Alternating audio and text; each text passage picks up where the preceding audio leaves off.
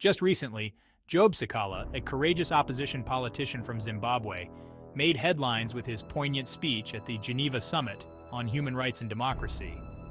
Before we go any further, don't forget to like, subscribe, and turn on the notification bell so you don't miss any updates from Zim News Live, YTS.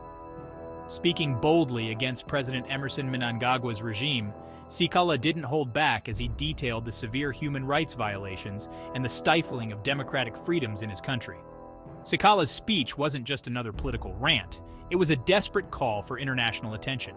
He talked about his harrowing 595 days in pretrial detention, a period marked by isolation and fear, aimed at keeping him away from the political arena, especially with general elections on the horizon.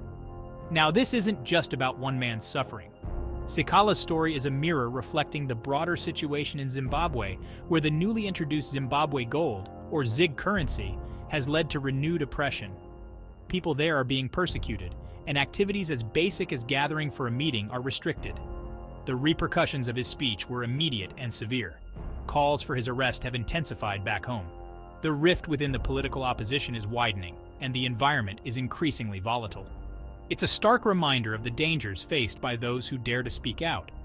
But here's where it gets even more gripping. The Zimbabwean diaspora in the UK, moved by Sikhala's ordeal and the ongoing oppression in Zimbabwe, are mobilizing.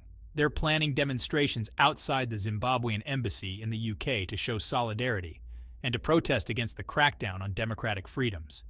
This unfolding situation begs the question, what will happen next? Will international pressure help safeguard Sikhala and others fighting for democracy in Zimbabwe? Or will the voices of dissent be silenced by a regime that seems to tighten its grip by the day? This tale isn't just a narrative of political strife, it's a testament to the human spirit's resilience.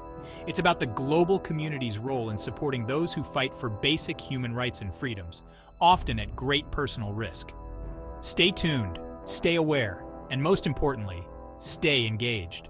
The fight for democracy and human rights is universal and ongoing, and it requires the attention and action of all of us, around the globe.